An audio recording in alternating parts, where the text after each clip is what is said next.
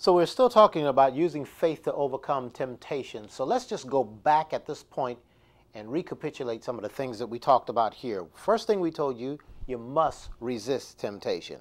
Second thing we told you is that you cannot entertain tantalizing questions. In other words, did God really mean? Third thing we talked about, you must realize that sin lurks and awaits every opportunity to seduce us. Number four, we told you Jesus told us to watch and pray that we do not enter into temptation. And we told you that word watch means to be on alert. Number five, we told you we must not entertain things that has the propensity to seduce us. And we share with you, number six, that we must be resolute against the urges to sin against God. Number seven, we said, if you play with fire, you will get burned. And remember, we talked about how the Bible says, can a man take hot coals to his clothes or his bosom and not get burned? And so, number eight, we must say no to all sin and wrongdoing. Number nine, we told you that pleasing God, if that is your aim, it will help you and keep you from temptation.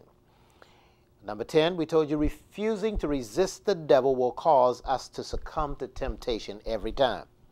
Number 11, we shared with you resisting ungodly passion and worldly lust will help you in temptation. Number 12, we told you give no place or foothold to the devil to take opportunity and occasion to cause you to sin. And that's what we ended with, and this is what we're going to begin with on this particular teaching. Allowing our eyes to wander will cause us to enter into temptation. Now, before I take you into 2 Samuel chapter 11, I just want to share with you that the eyes is one of the gateway into the spirit. Once again, the eyes is one of the gateways into the spirit. So therefore, what you behold with your eyes will get into your heart. It will get into your spirit.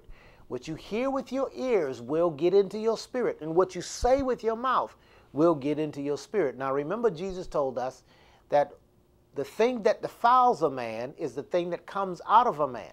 Well, what got it? How did it get into there in the first place? Well, number one, it got in there through your eye gates, got into your ear gates, got in there through your mouth, the things that you said.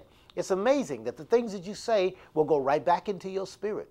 So we got to understand that there are gateways to the spirit, or the gateways to the heart of the man.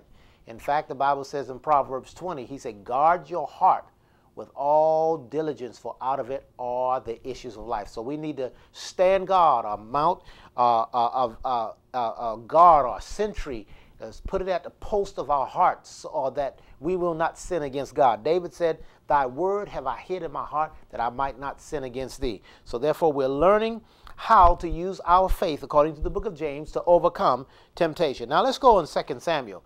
A very familiar story here. It's a sad story, but it's a true story. The story about King David.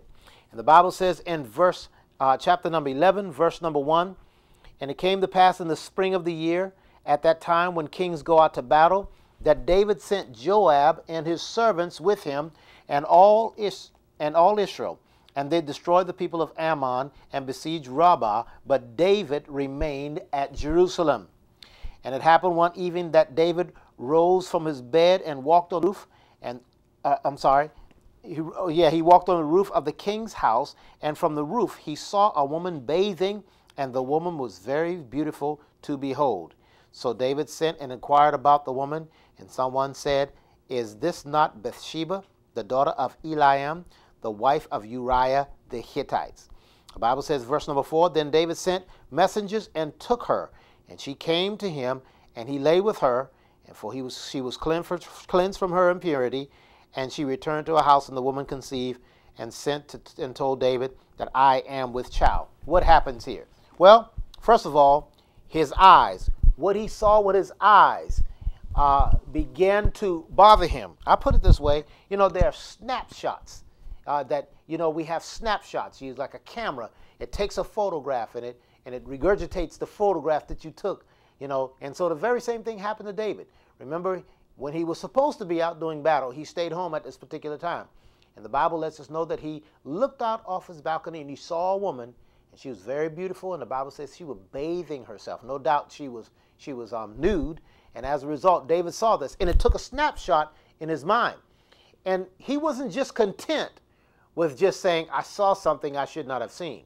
But now this thing is really bothering him, it's disturbing him, it's really messing with his mind. And you know how it goes, because basically we go through the same thing. It just plays over and over and over. And so now he's like, who is this woman? Who is she? You know, and so the Bible lets us know that he sent out and they said, this is Bathsheba, the wife of Uriah the Hittite, you know, one of the servants in your army there. And it was not enough for David to just see this picture. He wanted to do more. He not only wanted to see this particular picture, but he wanted to talk to her. He wanted to know who he was, you know. And so here it is. The Bible says he sent for her. Now notice, and took her, and he lied with her. So is this not the same thing that we saw in the book of Joshua, when the Bible lets us know that not Uriah, but what's his name, is Achan, the son of Carmi. The Bible says when he saw that Babylonian garment, the wedges of silver, you know, and all these things, the Bible says he coveted it and then he took it. So here it is. David saw with his eyes. He had a desire because he coveted something. That's why the Bible tells us not to covet. But it was not enough just to have a desire for her. He wanted now to lie with her. So the Bible says he took her, lie with her, and then she got pregnant. So here it is. His eyes wandered, and it caused him to enter into temptation.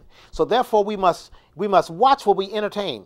Things that are forbidden for us to watch, we need to not watch them. That's why so many people are addicted to pornography today. Simply because they are watching things that have been expressly forbidden by God to watch.